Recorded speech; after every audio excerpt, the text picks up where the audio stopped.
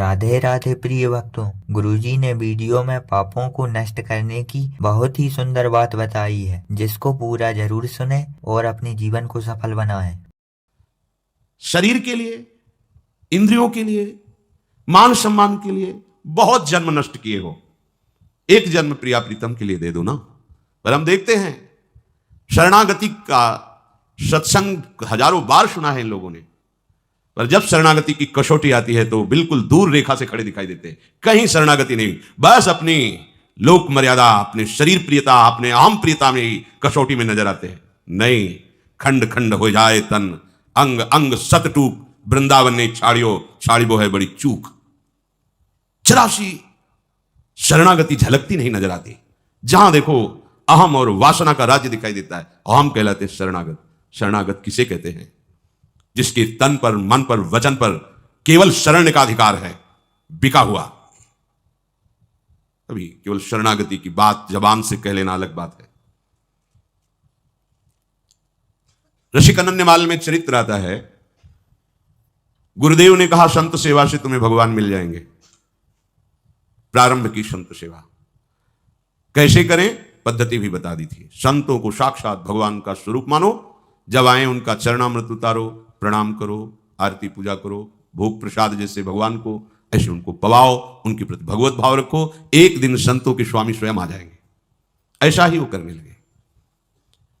किसी दुष्ट चित्त वाले ने देखा कि इनके घर में तो संत वेश में जाने से बड़ा सम्मान मिलता है, भेंट भी मिलती, खाने पीने को भी मिलता है। संत वेश बनाने में 5 मिनट लगते हैं, या तो मोड़ मुड़वा लो, तिलक लगाए, 1 मिनट लगता है। मोड़ मुड़वाए, कपड़े बदल लो, संत बन गए आप। यह ऐसा भेष है कि बड़े बड़े पापात्मा भी इसमें छुप जाते हैं, दुराचारी भी छुप जाते हैं। इसीलिए फिर लोग कहते हैं संत ऐसे होते हैं। संत ऐसे नहीं, संतों को तो अभी समझा ही नहीं, तुमने जाना ही नहीं। प्राण त्याग देना सहज है, धर्म का त्याग नहीं करते संत जन जो संत होते हैं। ऊसर बरसई तृण नहीं जामा, संत हृदय जिमि उपज न कामा। साधु ऐसे, पर यह भेष ऐसा है कि घोर कुमार्गामी भी एक क्षण में इस भेष को धारण कर सकता है। उस दुष्ट चित्त जवान व्यक्ति ने साधु का वेश धारण किया, गुरु आज्ञा के अनुसार केवल संत आए, बस ये भाव, साष्टांग प्रणाम, चरणामृत लिया, घर में छूट, संत हमारे भगवान है। अब उस संत तो है नहीं, उनकी तो दृष्टि है पार्थिव, एक अकेला लड़का, और जहां संत सेवा होती है वहां ऐश्वर्य की भरमार हो जाती है। पक्का ये ऐसा व्यापार है जिसमें कभी घाटा नहीं, मंगल ही मंगल है। कहीं भी जहां संत सेवा प्रारंभ हुई, ऐश्वर्य वहां चरणों में लौटने लगता है, क्योंकि भगवान के दासों की सेवा भगवान को अधीन करने वाली होती है। जैसे किसी गर्भवती मां को अच्छे अच्छे पदार्थ पवाओ तो बालक को अपने आप पुष्टता प्राप्त होती है, ऐसे संतों के हृदय गर्भ में भगवान विराजमान है। संतों के मुख से जब आप जो भोजन पवाते हैं तो पुष्ट भगवान होते हैं। संत सुंदरी हैं और उनका गर्भ भगवान है। उनके हृदय रूपी गर्भगृह में साक्षात प्रिया प्रीतम विराजते हैं। अब उसकी दृष्टि गई उस अकेले लड़के पर, तो सोने का हार और अच्छे अच्छे आभूषण पे। उसने सोचा अंदर चोरी करना तो बड़ा मुश्किल है, इस लड़के को ही मार देते हैं, आभूषण उतार करके यहां से निकल लेते हैं, क्योंकि साधु तो था नहीं, 2-4 दिन को खीर पुआ पाए। एक दिन देखा कि वो जो सेवा करने वाले थे वो किसी कार्य से बाहर गए, और वो लड़के को बुलाया। तो ऐसे भक्त हृदय के पुत्र भी तो भक्त हृदय होंगे, बहुत सरल स्वभाव, अभी नाबालिग बच्चा, उसको क्या ज्ञान की कौन किस भाव से बुला रहा है। एकांत में ले जाकर के गला दबा दिया, उसको जान से मार दिया, उसके आभूषण छीन लिए, बक्से में बंद कर दिया बच्चे को। निकला बाहर से, जब गांव के बाहर जा रहा था, उधर से भगत जी आए। उनका जरूर कोई हमारी त्रुटि हो गई सेवा में महाराज, इसलिए आप एक बार आप पुनः घर पधारें, चलें और एक दिन और रुकें। अगर कोई हमसे गलती हो गई हो तो क्षमा करें, जरूर कोई सेवा में त्रुटि हो गई, हमारी पत्नी ने या किसी सेवक ने ऐसा कुछ, प्रभु मुझे क्षमा। उनके तो होश उड़े, क्योंकि वो हत्या करके आ रहे, वो साधु है ही नहीं, केवल वेश धारण किए। आप कुछ बोल नहीं पा रहे, वापस जाना ही पड़ा, क्योंकि भक्त में ऐसी सामर्थ्य होती है। उसकी श्रद्धा का तुम दुरुपयोग करो तो तुम अपने आप जलोगे, तुम्हें कोई बर्फ शीतल नहीं कर सकती। ध्यान रखना, अगर सच्चे संतों की आज्ञा का उल्लंघन करोगे तो त्रिभुवन में कहीं भाग के चले जाओ, जलन से नहीं बच सकते, और यह जलन तुम्हारा नाश कर देगी। आए, बैठे, महाराज क्या त्रुटि हो गई थी, आप क्यों जा रहे थे? रो पड़े हो। देखो संत का प्रभाव, उस भक्त की साधुता। उन्होंने कहा मैं संत नहीं हूं, मैं बहुत दुष्ट हूं, नीच हूं। उसका हृदय विकल हो गया, मैं कितना नीच और कितना बिल्कुल साधु नहीं हूं। अभी अभी वेश बनाया 2-4 दिन पहले, केवल खाने पीने के लिए, मैं बहुत नीच पापी हूं। भगवान मेरी परीक्षा मत लीजिए, आप मेरे भगवान हैं, संत हैं।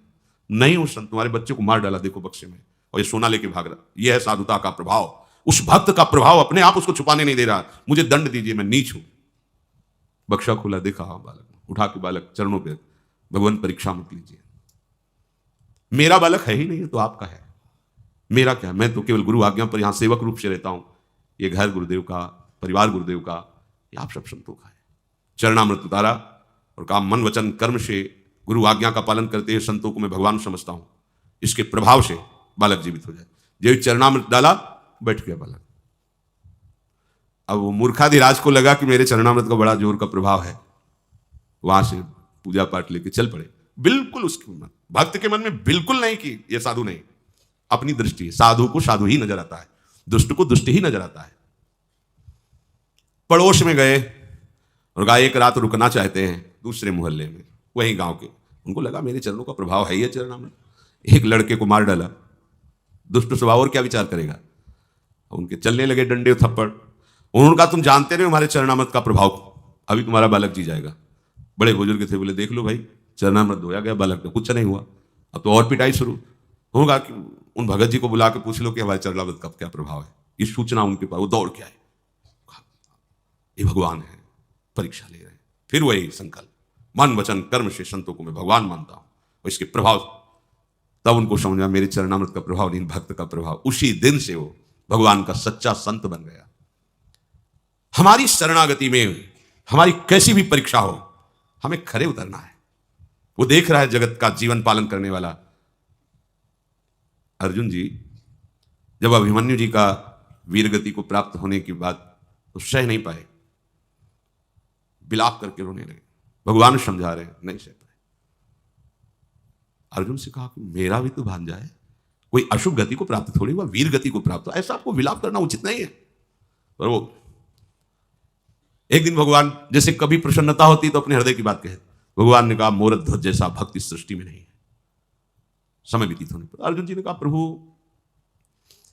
आप मोरत ध्वज की बात करें, आप कभी हमारी भी तो बात किया करो, क्योंकि सखा विभाव है, आपके सिवा हमारा है कौन। भक्त तो हो ही अर्जुन, पर मोरत ध्वज जैसा नहीं। कहा प्रभु क्या कमी है, हमें क्या कमी है। बोले आओ चलते हैं। संत वेश रखा, अर्जुन जी को योग माया से सिंह बनाया, गए भिक्षाम दे, निकले। वो संत भगवान पधारे, साष्टांग प्रणाम किया, भगवान आदेश कीजिए, ये हमारा निजी सिंह है, भूखा है, इसको भोजन की व्यवस्था कीजिए। कहा भगवान सिंह तो मांस खाता है, हम तो वैष्णव जन है, अब देख लो। बोले फिर समय दीजिए, हमें कसाईवाड़े जाना होगा, वहां से मांस खरीद के ला। ना ना ना, कसाईवाड़े जाना होता तो तुम्हारे यहाँ क्यों आए, यही मांस की व्यवस्था करो। भगवान यहां कैसे कैसे क्या, वो वैष्णव जन है, कैसे, कौन कौन है परिवार में, एक बेटा है, पत्नी है, हम हैं, हाँ चल जाएगा काम। बेटे को काट करके दे दो, सिंह भूखा है, खा ले। आरे से काटना, 2 भाग करना है, पर तुम्हारे अश्रु नहीं आने चाहिए। तो उनका भगवान अश्रु क्यों आएंगे, हम तीनों तो भगवान को समर्पित है, शरणागत है, भगवान का है, अभी आपकी आज्ञा का अक्षरशः पालन होता है। और बेटा भी मुस्कुराते हुए कि आज जीवन कृतार्थ हुआ, संत आज्ञा में मेरा बलिदान होगा, हो गया। आरा चल रहा है, भगवान देख रहे हैं। अब हृदय में प्रेम तो पुत्र के प्रति होता ही है, पर भाव है कि हम सब प्रभु को समर्पित है, जैसा दीनानाथ चाहे वैसा करे, हमारा कोई हाथ नहीं। भगवान ने कहा रुक जाओ, मैं कोई संत नहीं, ये कोई सिंह नहीं। अर्जुन से कहा खड़े हो जाओ। अपने देखा अभिमन्यु मेरा भी भांजा था, वीर गति को प्राप्त हुआ, तो समझाने से भी नहीं समझ रहे थे। देखा इसकी शरणागति, चला दिया आ रहा, वहां कुछ नहीं। अरे जिनके एक संकल्प से अनंत ब्रह्मांडों का सृजन 1 सेकंड में होता हुआ, क्या कुछ नहीं, हंसता खेलता बालक, ये कोई छोटी मोटी निष्ठा। तनवांग मनोभिरमलई सोहम तविवाश्रिता, शरीर मन वाणी से मैं आपका हूं कह देना सरल है, आरा चलाना पड़ता है। ये भगवत मार्ग, तब परम पद मिलता। प्रियालाल ऐसे सही, आखिरकार कटेगा तो है ये, जलेगा तो है ये, नष्ट तो होगा ही ना। एक जन्म प्रियालाल के लिए श्रीधाम वृंदावन को अपनी रहनी से व्यतीत करते हुए क्या घाटा लग जाएगा, अंतिम बन जाएगा, जन्म जन्मांतर की भटकन मिट जाएगी। गुरुजी ने जीवन के सभी पापों को नष्ट करने का बहुत ही अच्छा मार्ग बताया। अगर आपको वीडियो अच्छी लगी हो तो वीडियो को लाइक और चैनल को सब्सक्राइब जरूर करें और कमेंट में राधे राधे जरूर लिखें। धन्यवाद प्रिय भक्तों।